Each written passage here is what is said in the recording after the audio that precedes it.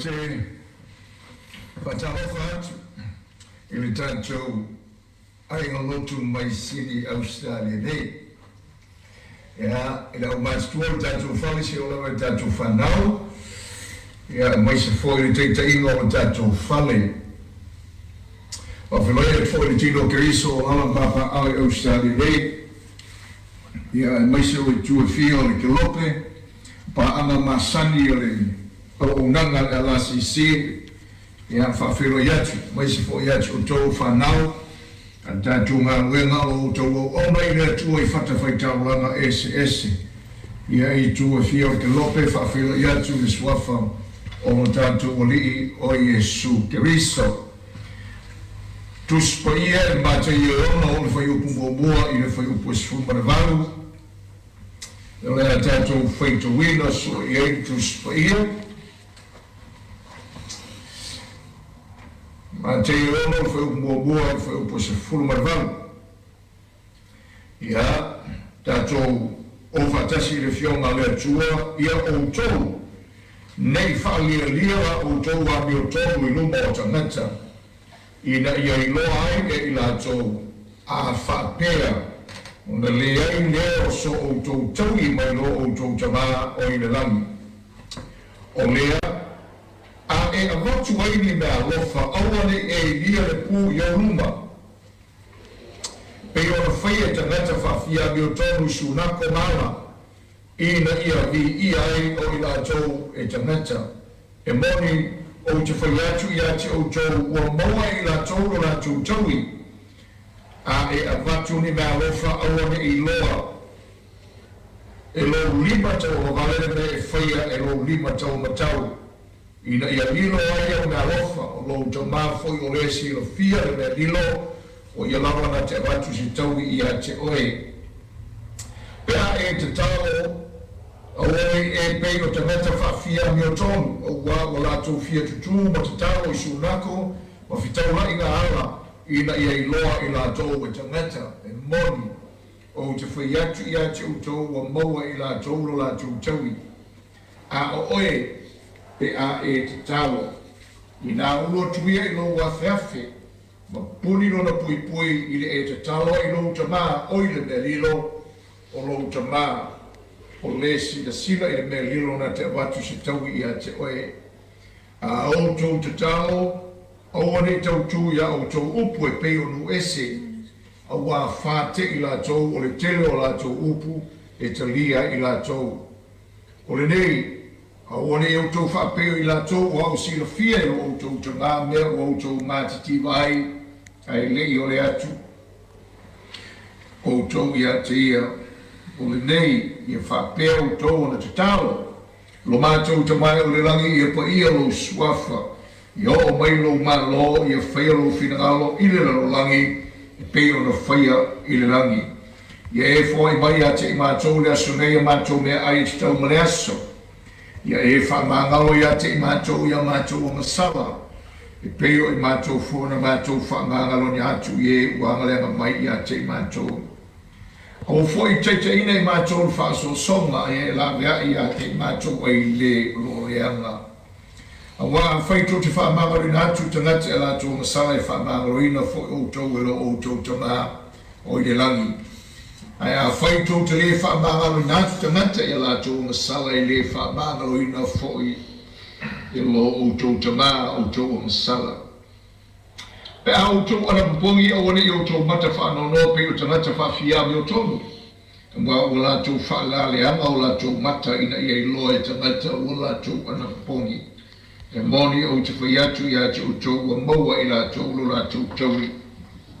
A o oe, pe a e ana mpongi, I a ulu ma mulu o mata. Ina I a lei loa e tangata wa e ana mpongi na o lo tamā o I le me lilo. O lo te mafo o lo sila I le mea lilo na te watu se taui I a te oe. A se whai tātou te tālo. Lo mātou te mā, e suamu vau Yesu Keriso. O mātou te tālo I le mea lofo, le mafo fau malama mai a te oe. Ina ia langona e o te ngata mai macho uma. Lo feta lai whaau mai ia te macho le wholongo le whātua tua i le launga Iesu rungo le monga. Ai maise le vaenga ua macho whaita wina i le nei tai hao. Ia whau mai le malea le mea whaingaruenga i le ta mai oe lo macho tua mo lovi inga i le nei tai hao sua fo Iesu. Amen. O tātou iai tino kiriso o lo iai le nei ai na lotu i lana launga whaasolo o lo whaunu tono ina o le wholau ma le whaatua tua. Ai o vaenga o uma o na tala no ina i le nei launga whaasolo ia o lo o whaalangolango la mo le ta inga le anganga pa ia e tu sai ma vaenga ese o le fionga o le atua.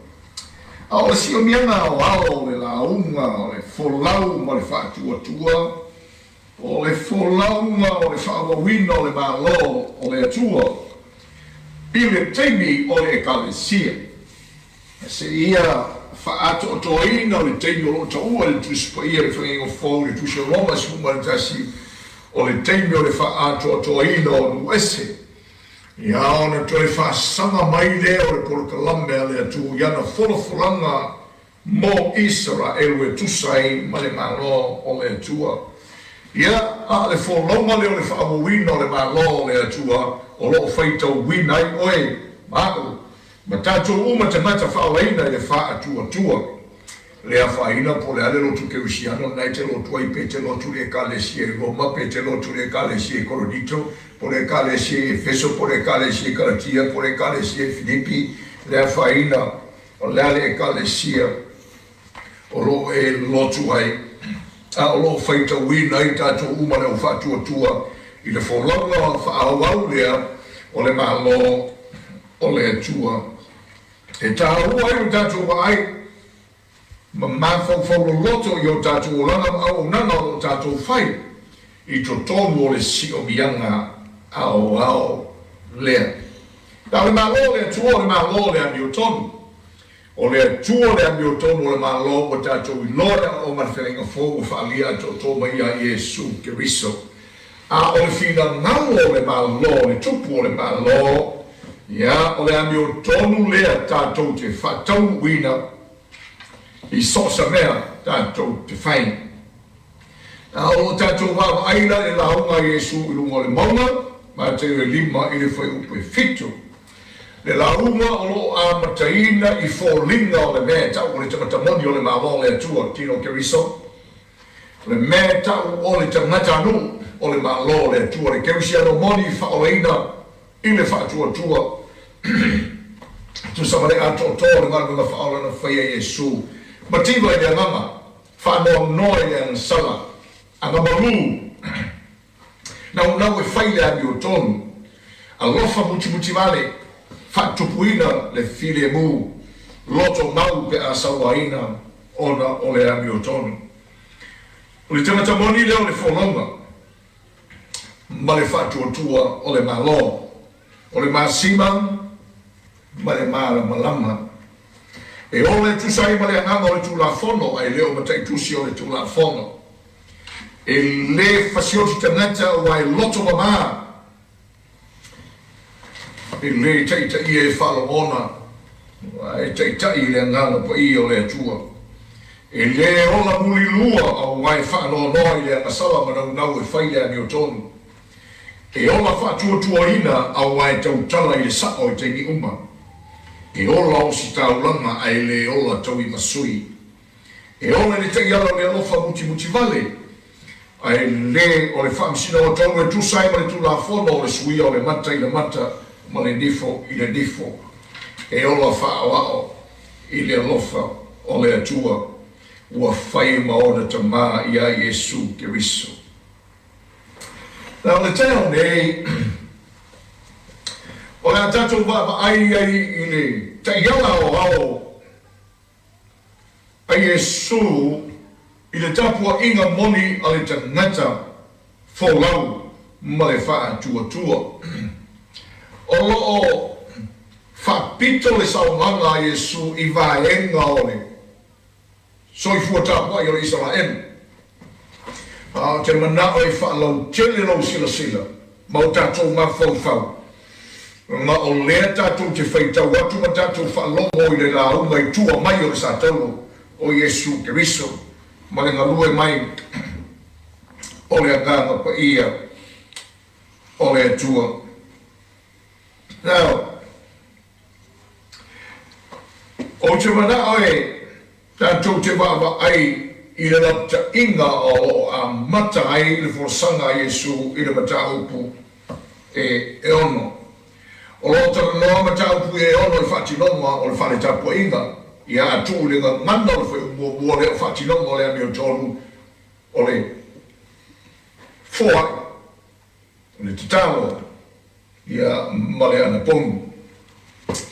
Ya, ana tātou wā ai ai le ta iala, po le lapta inga o lo ta oto mai ai i le amatanga o le mata upu le ono. Ona o le lapta inga, ao ngā ongai le teimi na whai ane whina ngalo Yesu, ina wafio mai o tātou o le Yesu, o tātou i loa i wha maumaungara o whai vengaria, e o oa i le teimi na whatusa i le li i dola tātua i le Israel i le mati e le fua.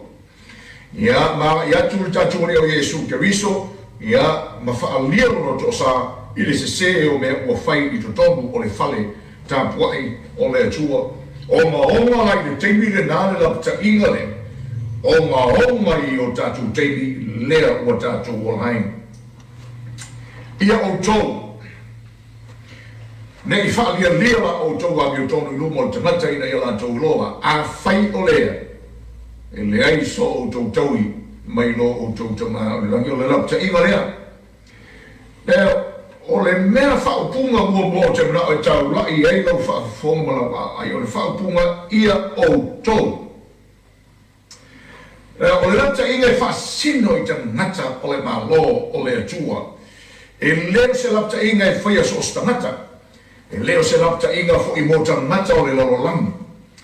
O le lapta inga whaasino tonua i ta ngata o le atua, ia oe le tamā whaolaina, ia oe le tina whaolaina, ia oe le talamou whaatua-tua, ia oe le whailaunga o le fionga le atua, ia o tau whaifi au tatou uma, ta ngata o le malo o le atua, o loo tu leima iei le whaapunga lea, ia o tau o le lapita inga mo tatou uma.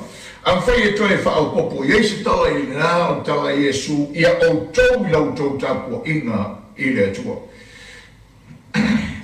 O le teimi le o tātou iai, o le teimi o le oso whai o le tāpua inga le tangata o le atua e le li o le rangi. O tātou wawa iai le a onga tusipa ia, o le taula inga leo mea manao iai sa tani mai e amatanga, o le manao i le tāpua inga e whai i le atua, ia whai atu ia te. E o oa le te mina whio mai eno tātou o li o Yesu Keriso, o le hale tala sa tani na whai a Yesu, o te avatua ia te oe malo umo le rangi malona mātang o fie, a ia e tāpua i mai ia te. O le ngana e se ki elu marga ngana i seia o lo tala noa whaata mai ei le mana onga mare no te inga o le rangi, o le taula inga lawa lea. Ia whaasilia o ia i mako whau o tangata, i le atua, ma si tia o ia, i le tūla o malu, o le atua. O leo tātua o mai fole ia tātua teimi, o le oso wha inga lea, o whasanga mai i le tāpua inga o le tangata o le atua. O leo mawhai e le ria lo rangi o na tā o while awa ese mai o oe, mai le tāpua inga o le malo le pōuriori, i le tāpua inga o le malo le malamalama. O le mawhai e sa tani o na tāo fia, e whaamaolalo lo loto.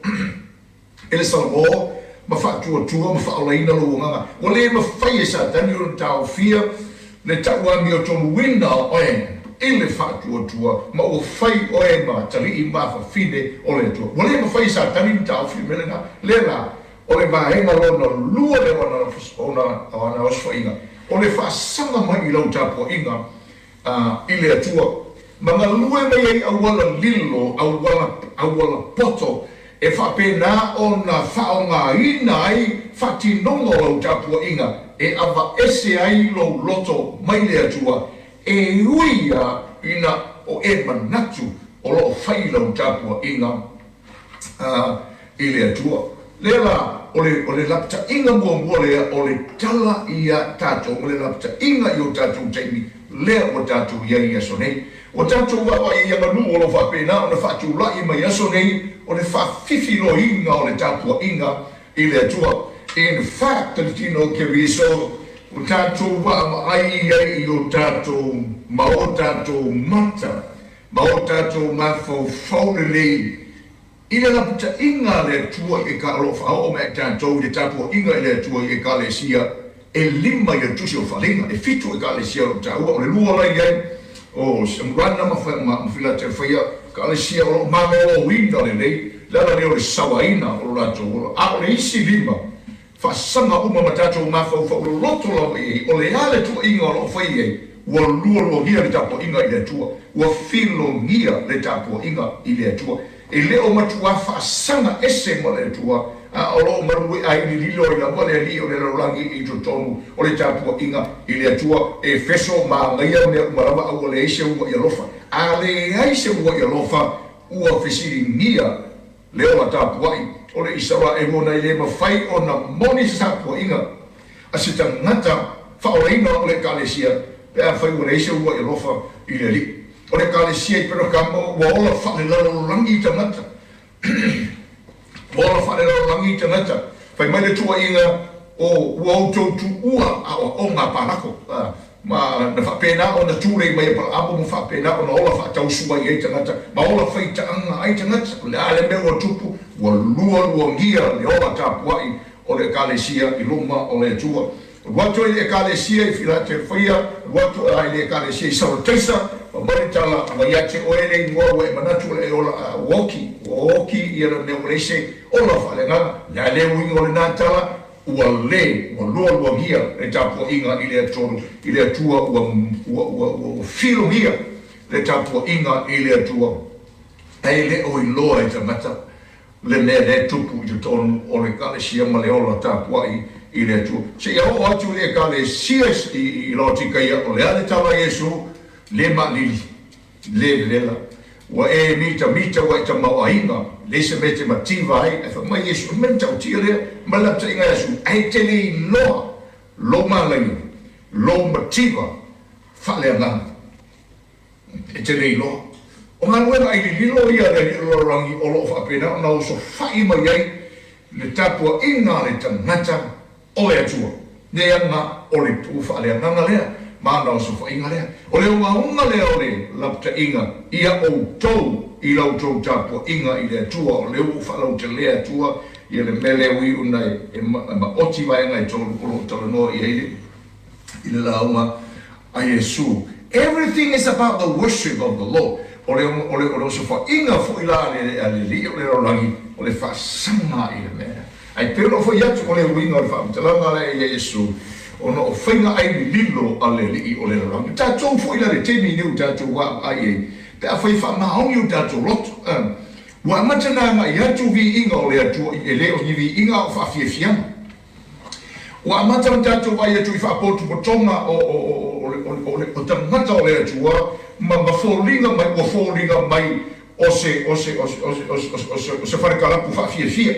O tātou wawa i la e o tangata o whapenao na o le lotu o le asi le senga mala e o tangata e o le malaya kapi ma o le matamata i male so maria mai i o le mele e tonte o whainga ai li lilo lea le li o langi ina ia tāpu wa ia le tangata o le tua i le tua na te le iloa le toso maria e se le li o le langi o lona loto mai le tua. O tātou wa ai e nei whasalalonga le larolangi ma me o lo whapena o le tātou whalongo ai o le toi toso mai to tonu amanu whapau i to tonu o le tātou wola whale atua o le toi toso atu tamata mai tapo inga o le ele male larolangi ia ma tātou whalongolonga i whaupunga o le wei atu ia pui le tina o tātou tina o le ele the Mother Earth ma tūlanga whapena. O le tūlai mai o le ngana ma le toi whamalo sia o tala o le wawau o Samoa. Ma tūlanga unga ia whapea whai mai Yesu ia te oe le Samoa e te pisa i o whawai i le atua ia oe malau tapu inga ele atua ia tatou mana tatou tapu inga ele atua lama le whaafita uli lama lea sa whea mai ma teimi e matanga o lea o le tu whaatasia papi fo o tatou ma le teimi fo isa tatou whea ngai ai ma le tau watu o le tala le lei e lei matua ma oti ai le tapu inga ele atua na whaafefi lui e tatou le tapu inga ele atua ma tu maanga o tapu inga whaapau ilo tatou o tunu whaapena fo la i mea sa tatou e o mai lava ile teimi o lea tatou tini e lei matua ma maa lava tatou ile tu fata singa le e tau le ngana o le susunga pai le we are still suffer from syncretism ole tala le lei ia ma tatou te tununga fa pau aso na mua o le lava tatou te lei matua ma maa me lava ia mea tatou langa ma zamo tatou ai maila e lo langi ma ta longa le e tu lei mai nei o tatou ai tapo inga i tono tatou i kalesi e Samoa o lea lau tatou ai pepe se whaatasi ai lava mari tu ai ngā mea o lai whaasa mai e lea tua ma ino sia e lea tua ia o lea lava o tatou whaia lava o lo tatou waru lava e au noma lo tatou le iloa e ngalua mai o le li o le lalangi i le mea lea la o le ta o le teimi o le wholongo o le mare whaatua tua i le teimi le tatou tinei o le wholonga o le tapua inga i le atua o le whaau au pēr mo tatou whai mai e tala Yesu o le tapua inga lana tangata o le tapua inga e whai i le anganga ma le whamaoni la le wingo le tala tatou te tapua i e tusa matai yala moni o le fionga a le atua tatou te tapua i le atua o lo whamatala ma whaali mai e le tusa ia e moni e tusa matai yala o le fionga le atua e moni fo e tusa ma le whatinonga ma le anganga whamaoni o le tangata tapua i le atua tatou te le tapua i le atua i yala o le lalolama tatou te le tapua i le atua i o tatou manatu whale tangata tatou te tapua i le atua e tusa ma te iala o fionga a le atua. O lona luo vaenga o le whaupumo lea ia outou. E whatatau i le tau o le mawhauwhau. O le upu e leni lai whaaliu ai. E sa wale whaupunga ia outou. Whaperitania, beware. Take heed. O le upu e leni o le prosecco. O le prosecco le upu. A ona winga pe a whamatalaina o le tuina atu o le mawhauwhau. Ia pe o le ngā wai atu o le mawhauwhau. Whai mai lale la puta inga, ia o tau tangata o le atua. Ia o tau tangata o le malo. Ina ne i tuina atu o tau mawhauwhau i ala o le lolangi. Pe ina ia tuina atu o tau mawhauwhau i le whatinonga se seo whatinonga o lo tau wola tapua i le atua. Ia o tau ne i tui ne ngāua i atu o tau mawhauwhau i le nganga o le launga ne ngāua i atu o tau mawhauwhau i le whatinonga o le whaalia lia i luma o tangata o lau tau o tau amiotonu. O le winga o le tala o le lapita inga i o tatou mawhauwhau o le taua i le mawhauwhau le tapua inga i le atua. O le ala lea e tā ua i le manu malo ina i o tatou mawhauwhau. O le mea o le whai mai atala tuspo i ma le whawhauina pe o tatou mawhauwhau. Ma manatu o tatou mawhauwhau e tosa i ma le tapua inga i le atua. E manino me e tatou le tino keriso. O le whatinonga se se o le tapua inga. E a fua mai i le manatu se se o lau i le mawhauwhau o le tangata. A tu maila i le ngana le fa Yesu. Aua le i whaalia lia la o toga mi o tonu i luma o tangata. Pe aua le i whaia whaalia lia whatinonga o lau tapua inga. I luma o tangata, o lona winga, o le whaia whaalia lia lea e mafua mai i le manatu whaalia lia lea o le mawhauwhau o le tangata. Lona winga o whatinonga o mo le tapua inga a le tangata. I le malie, ma le malie le atua, i le sao, ma le sese, e a fua umatu lava i le mawhauwhau, ma le manatu lea, le mawhauwhau, au le tangata. Rona winga, whai mai ia oe ne I whaalia lia manatu o lo loto ia te oe. O le taula inga o le mele whai mai e le taula Iesu. O le whai whaalia lia o me lumo tangata. O le taula inga, o le vi inga I le tangata. I sesi wha o punga, o le vi inga mai tangata. O le tapua inga lena o le tangata a tapuai. It's idol worship. O le tapua inga e whaasino o le tangata. O le sitia o le tangata. A o wheme mafua mai. E a fua mai ua ifo I tupua le mafau o le tangata. E a fua mai ua fia vi ia o le tangata. Wa fua mai ua whapena o le taula I le vaai o le tangata I hata ia. A o le nā tulo le laputa inga le a ona o le iei le teini. E le o mafau le iei le tangata tapua I ilo na mea le e whai. Lela, e leo whametala tātou o Iesu Keriso I leo te lenga o lana o oma. O whati nonga le tapu inga I le te tauna whai e rumo tangata. Lela o le tala tus po ia. Whata fwole tātou e mawhauwhau. Whai mai le talo le la umai rumba. O oe o le māsima. O oe o le mālo malama o le rolang. O le ana me whai e le mālo malama o le rolang. O le whasusuru. A o whi whasusuru. Whasusuru rumo tangata. Whasusuru rumo le po isa. Ia wa ai tangata I au tō. Ngā ruenga le lei. Malato vi ia haile le tua. Lera, o le whai o le whatinonga o le tapo inga I luma o tangata, ma luma o le atua, e leo I tono lo palasi ei le laputa inga ale li. A o le ale mele e whaasino e whaasino le mamafo o le tapo inga, I le mele o tupu I le mafau o le tangata. Le wingo le tala, ua whai le mele lei, ua whai le whatinonga wha le tapo inga, e tūle iai se mafu anga, e vi I ai tangata. Pe tūle I ai se mea, ua ese lona mafu anga. Malona whamoemoi. O le taua whale angama. O le taua o tātou mawhauwhau. O lo whapena o nā mai e lapta inga. Ia o tau ne I tui nā hatu o tau prosecco. Aua ne I tui o le tui nā hatu. Ia o tau ne ngā wai o tau mawhauwhau. I le manatu lea. Ia o tau ne I tui nā hatu. Inga lela. E tātou te whea mai pēr ma tofoma, ma whaososonga o tātou langa le tātou te le ngā ruenga le tino. A o oe e whaia le whiriwhiringa, ma whaia le whaunga o le taua whaale nganga lea, ina ia e le loto atu iei I le melea. Ia le ngā wai atu lau ma whau iei I le melea. Ia o tātou ai ei li, ne iasonga mea o tātou iei. Le la, o whatinonga, le mai esu whatinonga le angetu. O leo whaamatalai. A tātou whatinonga o le whai lero. A tātou whatinonga o tātou tāpua inga. Roa sumara lua whai upo e lua. O loo whai mai polo. O mea uma tau te whai. O whatinonga I o le tātou wola tāpua I le atua. Mea uma tau te whai. O whatinonga ia o le tātou wola tāpua I le atua. Lea o tātou whaavai e nei asu. Whamaila lata inga. Ia aua. Tātou te whaonga I nai, o tātou whaonga I nai e le tangata me le lei o le whainga tauranga I le atua, ai whai ala whaamo e moe, e whai ina ia vi I ai I le tangata. O mea umanga tau te whai o whai e vi I ai le tangata.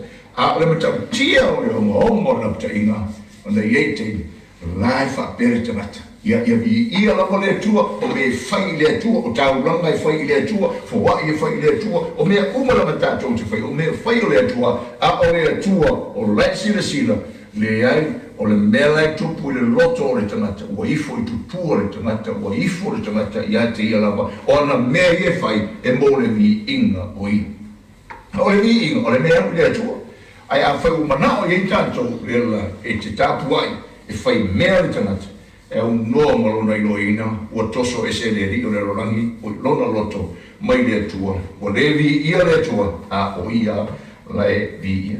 Eo, tātou whamaulalo, tātou loto I lanta inga lo tātou iei, ungo le poto le ri o le rorangi, ma le ngalue mai e na ei whainga ai le lilo lea, lea la, o tātou ua whainga mea le lei, o tātou whainga tauranga I le atua, I tātou e kalesia whawai, o tātou whainga tauranga, o whatinonga o tātou ora tāpua I le atua, o le whatinonga a o whapena, o na sauleri o le rorangi, ia ngalue mai o tātou loto, lea la, ua whainga whatinonga o le lei, o le tāpua inga I le atua, ma whatinonga e si iti ai, lo tātou vi inga. ma fai le si ti ai tatou o fai ina ia au mai ai le langona ina o fai mai le whaamalo ma natu o tangata ia i tatou fai mai le tala a Yesu o le tau tia lau le lapta inga le pea fai le whalongo i ai tatou ma tatou le matalai o le tatou tau fia o le whaamanuianga o le whatinoma o le tapua inga e fai ai luma o le atua mo le vi inga o le atua. A fai o leo le tala le asu, a au tau ngā wai le mele, a au tau loto atu i le tua inga fai tapua inga le, ma le whatinonga i, o le maua le tau i, mai le atua. E ta tau maru tatu wola whatino o le tatu tapua inga i le atua.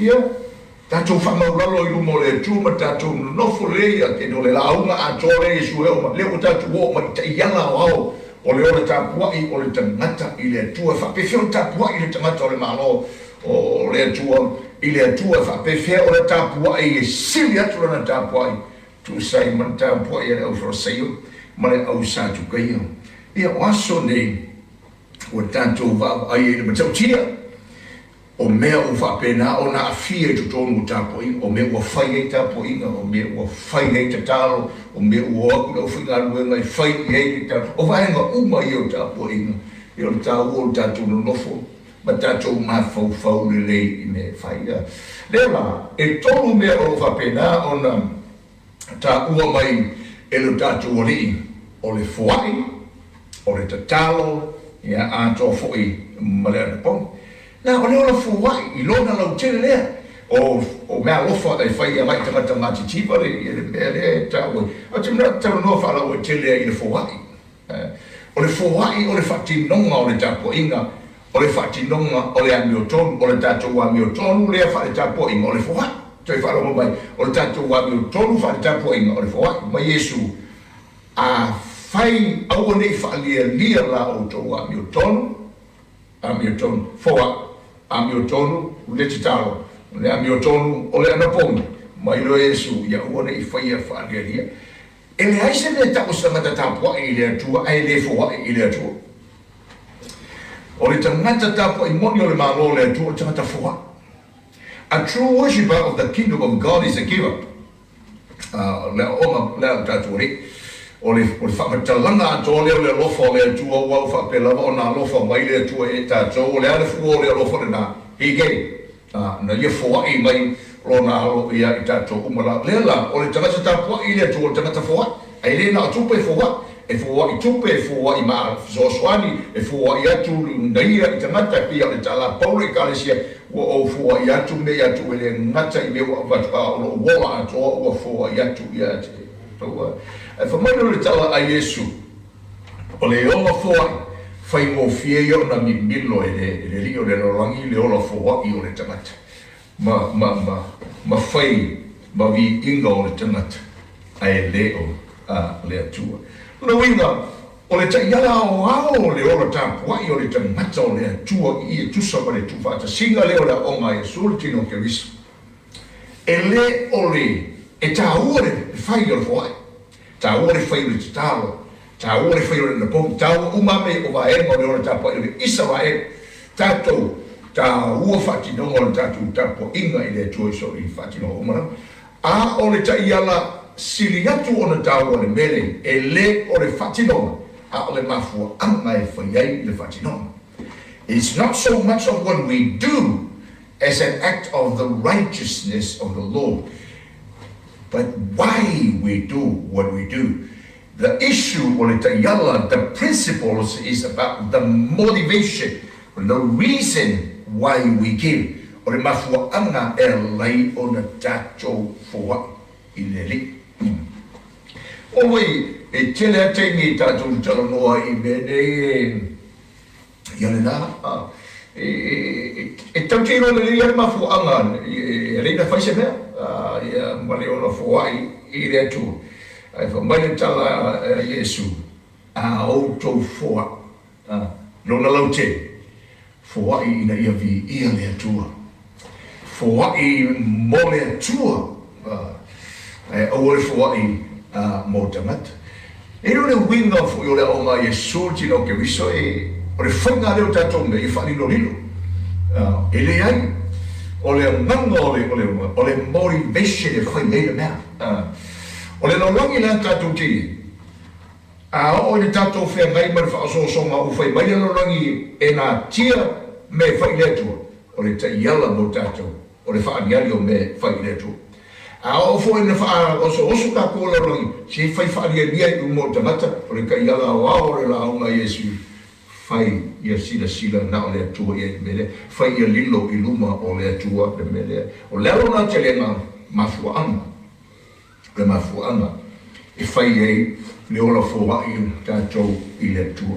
E tō mai fō le tātou I tātou wola tatalo. Ia, ma le mele wha tala ni Yesu. O le tangata tapu I moni o le malo le atua o le tangata tatalo. E le ese me tau o se tangata tapu I le atua ai le ola tatalo. O tangata le tapu ai moni le atua, o tangata fo inai fia tatalo te whaalongo tangata, ai le kakalo a pea whinga o ia ke whale, no private prayer life. Ngā le mga a fia tatalo ia o le kua seki la o le whai tatalo I lumo o tangata. Again, o le tanga Yesu, e le o whai mai auongi I whai I kakalo lumo ka maka. Ai fia tatalo, au tatalo le mea lilo, I le aia no le nganga ngā le aong. O le winga o le tala Yesu, again, the motivations why we pray. Ia o te talo I le whaalongo o tangata. E tātou te talo I le whaafofunga a le atua, sila fia I le atua, me uma o lo whapena o tātou whai. Rui o te talo o le tangata, o le malo le atua, o tangata tāpua I le atua, o tangata te talo whaalongo o romai, o te o le tala talale, le talo nei ei, le tātou o te talo le li. Wai o le ni ina fai mai al tatalo e le si tatalo o le o tatalo mo so o le ni o tatalo e ta ia ai tato man tanto ta la o le tala tala va e non na fa la utele va e no o le tatalo o fa lo so e tato ma tato fai a pela ai tau no fa pe atu o le ta o le mafu anga le o tatalo tato I le li ta o le ma o ma le fai mai a wa foi mo o le tatalo I le li, o le ngana le a wha mafutanga a le atali ma le atua lona tama, lo mātou tamai o le langi. Ma fuanga le tāua, o le wha mafo le tatalo, o le ngana wha le mafutanga, o le e whaia tutono o le mafutanga le tama, ma le ma lona atali. Le ala, o le ngana lea, e whai le mea dino, e whai fo I le mea I tamata. O ngā a whai le mea nilo, o le mafu anga I whai ei, o le tala noanga wha le mafu tanga le atari I ma le atu o lo tama, a whai fo I lumo tangata, o le tatalo wha le mafu tanga, a le atari, ma le awhawhino le atua, I le atua, ma lo lantou a tama. O lona lua, o le tatalo, o le ngangana, o le tapo inga, a le tangata, o le malo le atua, o le ngangana o lana vi inga, o le ngangana o lana whamanui le atua, ia pa ia lo swafa, o le ngana I whamu, o le suafa o le rio lo talo no I le li lo na atoanga. I lo na o na winga soifu ai, o lo whapena o na whaali mai I le tu. I le se ngana e whaia so, na whaia solo inisio temi, e whapela o tatu whalongo ai fo I la unga tu la whale Samoa, ua o fo I la wa ina tu atu gai ia, e tatalo atu le nei a inga, ia, ua e tatalo mai, ua aba e se ai le winga to pito, o le tatalo I le mafutanga le tangata ma le tapua inga le tangata I le atua o le ngana e tapua ia I lona atua ma whaivi inga I lona atua ma whaipe senga I lona atua o le tatalo o le ngana o le whaaua wina o le malo o le atua ia o mai lo malo o le tatalo o le whaaua wina o le whi o le whina ngalo o le atua I le rolangi nei whape o na whaia I le rolangi nei. O le tatalo o le ngana o le whaalango. O le tangata tāpua I le atua. Wahui amata lau mai mora maunga am ia e matitiva. O tangata o le mano o le atua e hola. E whaalango I le atua I me uma. E ola tau sisi le ola whaalango. Lela o le ngana. O le tatalo o le ngana o le whaalango. O le tangata e ola ia tutu o tasi, e le whalangolango I le atua, e le tatalo. Prayer is the language of dependence. O tangata ola le tau, e le whaalamolango le atua, e whaalamolango lama e ta, e independent tangata le tau, a wafu e le whaalamolango le atua, e whaalamolango e le manos. Mafu anga lea, o le tau, ngā, o le whaalamolango le atua, luma i fōa i mai le tatou te mo'omia, e tali mai le atua i o tatou manaonga, tau te le whaalamolango i so tatou manos, e tatou te whaalamolango i le atua. I o tatou ai e le a whaina o tangata o le atua, ai le lilo whainga le lilo laulang. E whato a masau wale pese, a leisi tangata te talo i le atua, inga ua pōpua ngā kia, inga ua mai iai o se mea ngā. A le soro mara leo le marosi mo mea umarama, e le iai a singa kalo i a le ake ma whaila mea. That's why prayer is a language of dependent i le atua. Independent people don't pray at all. Because the attitude, it's okay, I can handle it. That's idol worship. O le tapo inga na tangata ia ma wha moe moe lava, le tangata ia e ia te ia.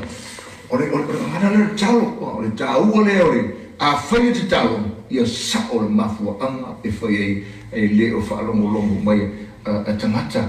Ia malaputa inga nai wha mai talo tātou i o Yesu.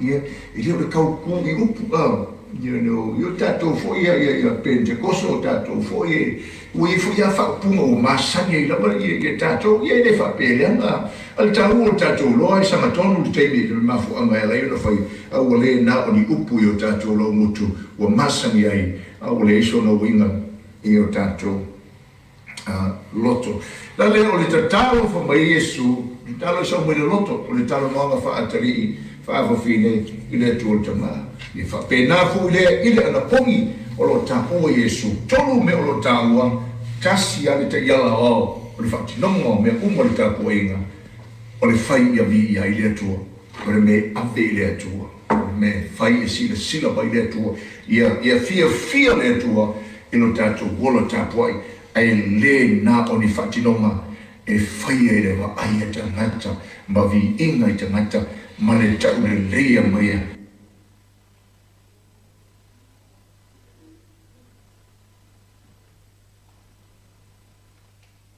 e tangata, e le o le tapo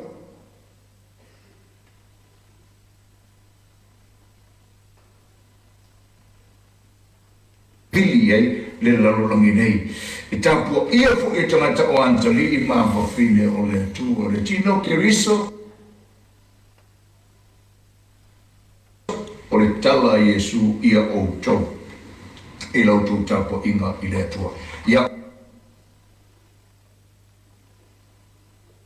ma lie ma tau le leia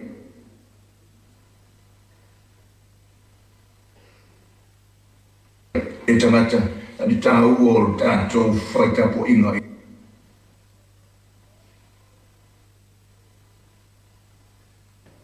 au ni e tito ma tau i Australia nei o le a mai atu whaitapo inga i se teimi o i luma o le tāua ia. Na fo tātou, ia si o so ala titi atu, ia te oe le mena te iai, ia nofua oe le te pese le worship team, ma e mawhau, po whapewhea na whatino, lau whatinonga o le tapo inga le e te whai i le tua, sa o whai atu le amatanga, o le whai ngō fia ia, o na whai a tātou i inga, ma wha fia fianga, ma whai e pese i o i kong seki i mele tātou te whaia, o le o se tapo inga i lumba o le atua. So easy ili whawhiua inga o mea ia whapena fo i tātou mo tātou tofi ma mea o tātou whaia i le lotu le teimi o lo tātou ia nei o e tāpuai i le atua tāpuai i le nganga ma le whangaoni a lava o tangata o le fuolonga o le mahoa le atua ma le whantua o tangata tāpuai they are true worshippers of the Lord. Nei tai ao o whamulea, ia oe, malau tapo inga i le atua. Ia oe, nei e tu mali, mga wa iatu lo ma fau i ala o le rolangi, ma whai mea i luma o tangata, ina ia vi ia tātou o tangata, ai le o le atua. A le tapo inga e whai, iona whatinonga e whai, ina ia vi ia le atua ia la fa uma fa pele tala e o fatasi le male o le tau la inga o le folonga o le malo le atua e mo le vi inga o le atua ai tato le la tino ke riso ma tato fa malolosi tengo lo tato iai ma le ngalue mai o le ri o le rangi ma le nganu le o ka vili mai o tato te fatafa o le mafu o le tasi le tau la inga o se sofa ina lo tato inga i le atua una tato muli lulua fa le anga ile i le na le lapta inga paulo le tusi o te mo teo o le mata o poe tolu o aso tato iai tapua i e tangata ia i lato lafa si tia i tangata i lato lafa o mea lato te fai e whata tau a tangata o le tapu inga i le atua na ona tau o le tapu inga i le atua ai leisia mana o le tapu inga le whalia i o lato o langa it's all about self ia pina fu le tatou i se le manea tapu inga i le atua pe a whai tatou te o mai uma tatou te lore i le ai tatou i le mene o tatou mai tasi le atua sa moa au tapu ai lau whaoreina e le lua ni atua e vi ia le tapu inga e le vi ia le atua toi vi ia ma oe e le ai e tasi a le atua e vi ia i lau tapu inga po le a lava le me te whatinoa o le atua e vi ia ai leo le atua ma oe a le atua ma oe ua foe uli e sa kangi i le mea lela afu e whaita tau whatinonga whapena o sore e paki mai masakangi i kako whakingoa a kako whai vi inga mwhai kapo inga whapenga inga ia whaalia le tui tatou e aleluia mai masakangi i kako mele whai a tatou te talo fo ina ia whaalomo tangata e matau tia o tatou te talo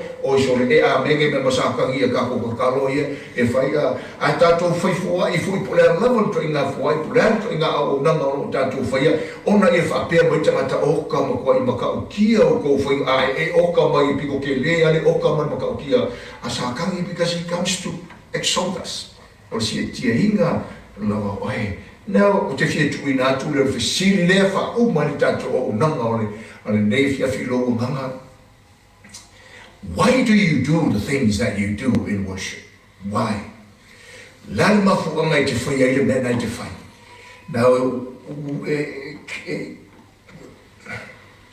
we cannot lie before God. Le fai un tato fai sta ese eto God sees what we're doing mo tato loto la le mete te u le frisa la ma fu ngai fai ile te u frisa la ma fu ngai fai ile di inga tu la ma fu ngai kari ki palau la ma fu ngai kari piamo motivations e le lo fai uma ia mea oma fai mai le tala Yesu o lo iei le taui mai lo tama mo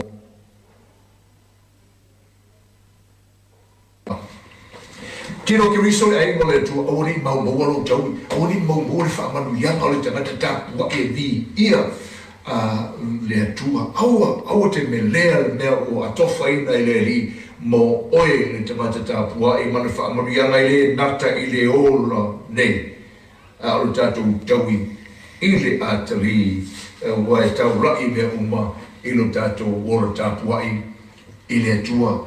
What's out for the songs that we sing to the Lord? What's out for the song that we use in our praises, that our worship to the Lord? Tahua o tatou mataala mo tatou mata i tu iai ia mea tatou te whaia. Ta iala wao o le ora tapuai o le tangata o le malo o le atua. Ta iala wao o le ora tapuai o le tangata folau ma le whaatuatua. Ta iala wao o le folonga o le whaatuatua ma le tapua inga o le mafua anga ia vi ia le atua. Ia whaia ia vi ia le atua ai le o tatou ma mea o tatou whai. Ia awani mau mawalo wala tautua, awani mau mawalo wala au ona i le atua ma whaatinonga ese tātou te whaia lama le tala tu sokoronito e iei ngā ruenga e tau ia, a iei fu ngā ruenga e le tau ia. Lono inga e kako ngā ruenga e mau oka ke leo kako ngā ruenga whainga whaima vi iei tātou o tangata ai mau e mau e le se tātou me foi e le se tala le alivi le whanongo mai tātou Samoa o le tala o lai whai mai le tala al tu spaia au whatinonga uma o tapo inga i le atua e whaia ina iawi i le atua e le mau lo tātou taui mo le whamonianga mai le atua. Ta mā tau ia te oe whawhiteia oe nei tae au lui ta wina lo ainga tu sai mo le launga Yesu runga le maunga o mātou lo le o le whaamoe o le lilo ina ia le i loe lau tangata ua sipa le whatinonga o le tapo inga malaua me o tō. Whamalosi e au ke usiano lo mātou tu e le mātou wola tapua ia te oe i lea nganga male whamaoni lawa. Te tau fo i le ngarua lo o nganga le nui o mātou tangata sa mo o lo whai tapo inga ia te oe ai leo tu sai le ni i male te iala o lo tapo inga e ngalue mai o lo nganga. Te ino fo o ke riso i mātou umo whalongolongo mai le nei aso a mātou sa hauni atu tapo inga o le nei tae ao. E toi whaasanga tonu ina o mātou ngā whau tapua ia te oe. Ma mātou whatinonga o lau ami o tonu whae tapo inga i le nei tae ao e nganga o e le tua ina ia vi ia oe mai tawhai fia, mai tu e fia o ke lope o le a langa ma poto ai no whanau, logo fio anga i le nganga po ia, masi atu le tau langa o vi inga o mātou lo muto le fua le loto whawhatai ia te oe, ia matua le hai, se tangata e vi ia i o ruma, ia matua o noa i mātou, i mea mātou te whai, ma lo mātou fia i loa, ma lo mātou fia ali atua i, lo mātou tua o oe to tasi, ia whai loa, ma whaaliali i le tāpua inga lo mātou atua. Whawhtei mo le nei tai au vi ia o e swafo Yesu. Amen. Tātou tutulai.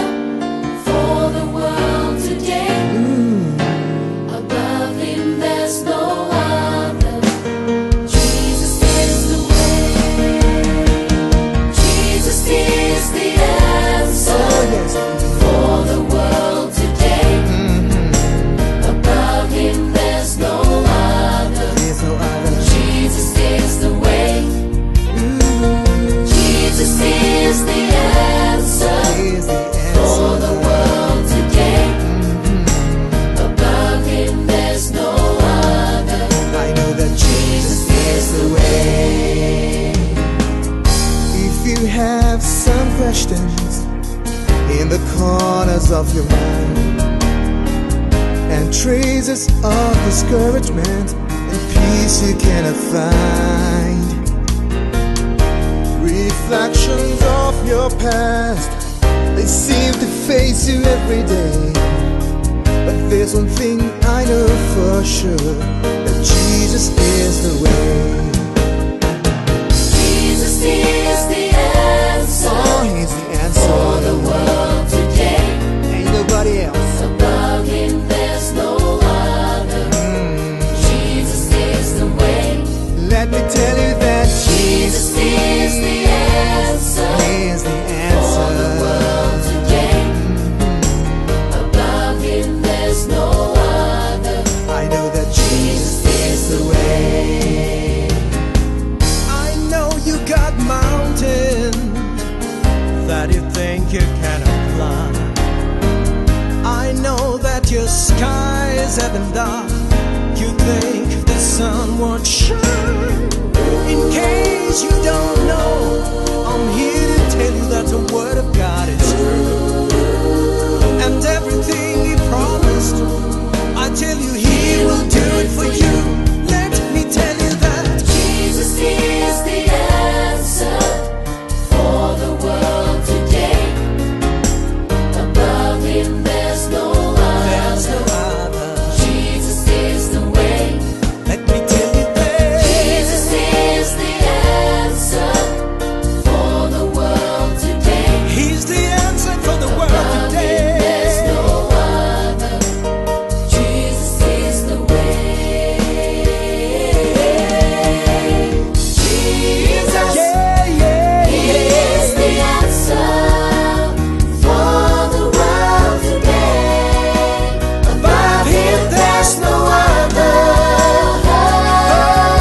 Oh, Jesus is the answer for the world today. I know that Jesus is